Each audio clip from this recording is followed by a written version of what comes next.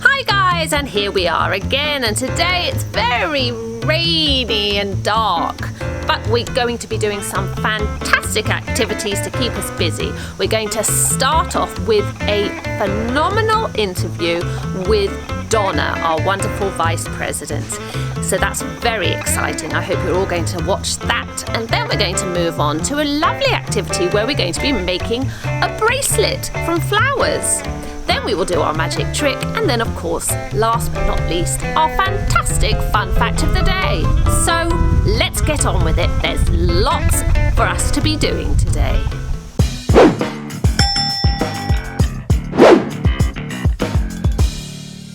Hi guys, and I've got something really exciting to tell you, and that is today I am going to be interviewing Donna. How amazing is that? I'm so looking forward to speaking to her and listening to some of her wise words. So let's start.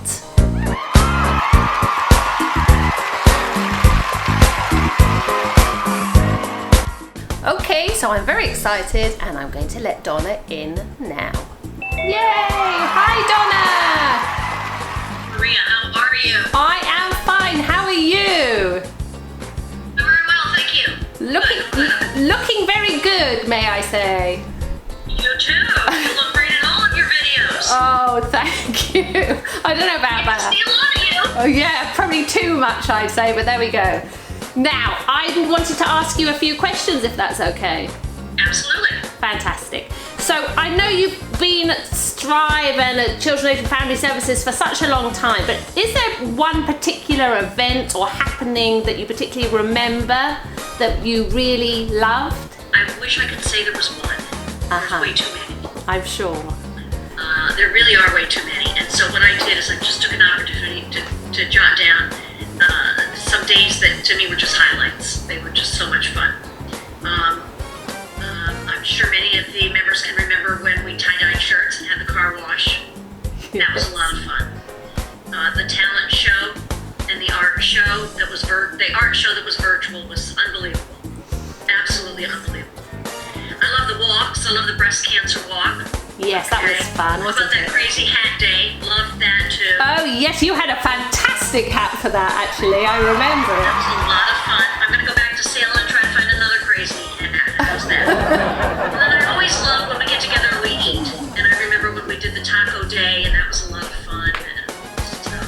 Yes, so many great memories. You're so right. So many things, and I think it's really great to remind the members of all those things, so it can bring them some happiness now when they're at home and they're feeling a little bit alone. So I'm That's sure. Right. Good memories. Yeah, good memories. Fantastic. And so, have you been using any sort of techniques to help yourself feel more relaxed or positive during this time at home, even? Because it's quite difficult, isn't it, being at home now for a long time? It is, and in the beginning I found it the most challenging because I'm definitely a routine person. So my routine of getting up, my routine in the morning, going to work, and so on and so forth, and then having the weekend to be a little bit maybe more flexible with what I decided to do, but it was usually full of errands and chores and things I had to do. But I think as it went on, as it has for quite some time, I found time, I got myself back into a routine in the morning.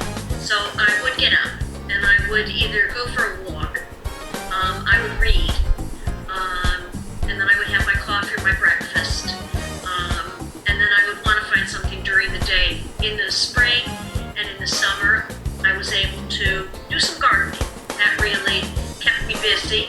And then in February, just before the pandemic, I adopted a cat. So, and I always had pets, and of course my dog died in November, and I'll tell you, it was such a blessing to have her. So when people at least hear me talking, if I'm talking to myself, they might think that I'm talking to the cat. So, but I think that, and then reading. I think I don't watch a lot of TV reading, and then honestly, still coming into the office as much as I could when really nobody's here just makes me feel grounded, and I can walk around and and just see Strive and see all the progress on the rooms. They've had quite a facelift. They're looking really nice. They're fresh and they're clean, and fantastic, and I'm sure that everybody's going to be so excited at some point to come back to Strive and see all the things, wonderful things that people have been doing. It looks very different. It's like had a facelift, I think. Last time I came in, it was really fantastic. So that's great. Yeah, we moved the fish tank, everybody. Look out. Oh no, where have you moved it? We moved, well, just right outside our offices. So, because we didn't want chairs to be too close together. So we kind of put it right up against that wall, which is really nice. Yeah. And then it looks good. So I think everybody will be, I'm certainly very excited. And you know what? And we will be coming back. And we'll be coming back full time. I don't know when that is going to be, and it could still go on for some time, some version of it, but we will. We're all going to get back together. We will. And actually that just leads me on to the final question, that if you had a message to give to everybody, what would you want to say to them? Stay positive. Stay positive. And when you feel yourself getting frustrated and wishing life could be different, not liking the situation that you're in, just sit down and take a few moments and close your eyes and just think of some of those good memories. Think of those, the fun people, the great staff, all the coaches, all the administration, all the folks in the building, and then we'll get back to it. Great. Okay, thank you so much, Donna. That's a great message to give to everybody, and I'm sure that they'll take note and do it. It's so nice to speak to you, as always, and I'll hope to see you very soon. Thanks, Maria. Thank you. Bye. Okay, guys, wasn't that so wonderful to speak to our very inspirational Vice President, Donna? She had such wise words to say. She reminded us of so many wonderful experiences we've had together at Strive and ways to keep positive, keep a routine, keep busy. And when you find things difficult, just close your eyes and remember some of the wonderful times that we've all had together. I so much enjoyed speaking with her, and I hope that you enjoyed listening.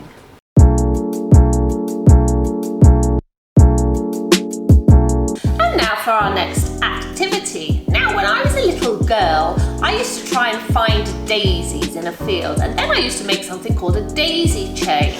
So I thought it would be really nice if I tried to do an activity like that with you. So the activity we're going to do today is with flowers. And you'll see that I've picked these beautiful flowers here, and I'm going to try and make a bracelet out of them. So here is how I'm going to do it. First of all, I'm going to take the flowers off one by one, like this.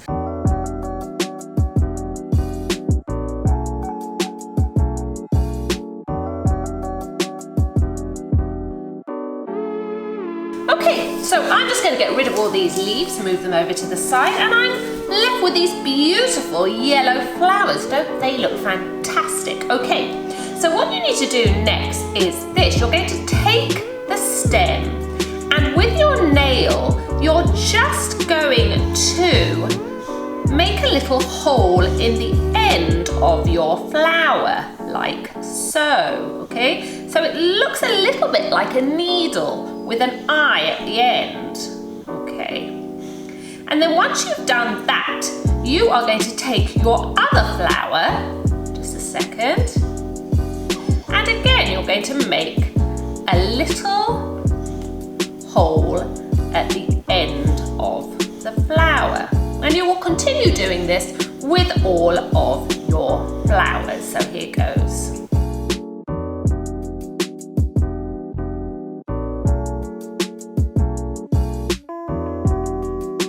Okay, so you will see now that I have made a little hole at the end of each stem, and I did that by piercing my nail through the middle of the stem, and there you see it very carefully that there's a hole there at the end, okay? So what I'm going to do now is I'm going to thread each flower through one of those holes and make a bracelet. So let's have a go and see if it works. I haven't done this for a long time. Okay, so I'm going to take my flower, the stem, and I'm going to thread it through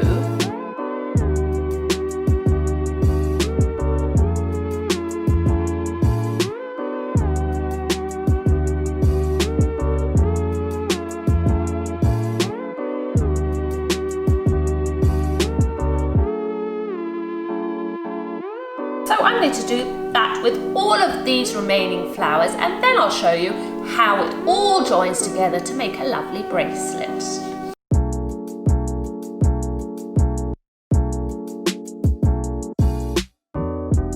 And doesn't that look beautiful, how they've all joined together? So the last part is you're just going to put it around your wrist like so, and you are going to tie it together at one end. And there we have it, our beautiful bracelet. Have a go and see if you can do it too. It's quite finicky, it's quite difficult to do, but doesn't it look beautiful when it's done?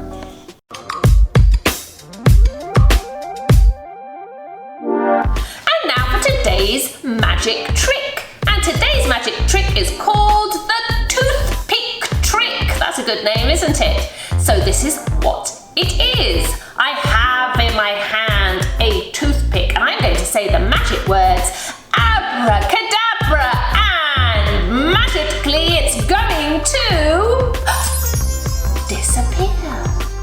Where did it go? And how did I do that? So how did I do it? Well, all that you'll need for this trick is a toothpick and some tape. Now, this is how I did it. You will see in my hand I have a toothpick, and actually it is attached to my thumb, the back of my thumb, with a piece of tape. So you will see that if I close my hand and my thumb is going underneath my fingers, it looks like I'm holding the toothpick with my hand, and then as I say abracadabra and open it, it opens and the toothpick goes down. And if you look at it from the front, it looks like the toothpick has disappeared all on its own. Again, here's the toothpick, abracadabra, open the fingers, and it's disappeared. Have a go. It's very easy, and I'm sure you can do it.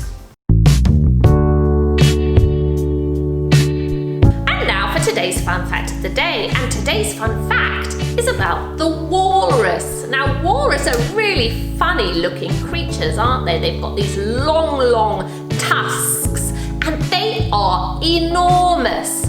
Once on a holiday that I went on with my family, we actually came across a walrus, and I was amazed by how huge they are. They're very fat, and they have this layer of fat on them called blubber. Now, this blubber is actually very good for them. Why? Because it keeps them warm in the icy waters, and also it protects them from predators, because predators find it very difficult to pierce through the blubber to kill them. So actually it is very helpful for them to have it. Now, they are also very lazy creatures. Sometimes they can sleep for 19 hours in a day. But because of this, they are also able to be awake sometimes for 3.5 days at a go. Now, they're also fantastic divers. And quite recently, I saw a fantastic video of walruses and the noises that they can make. They make very loud noises, and it's actually quite amusing. So let's have a look together and see.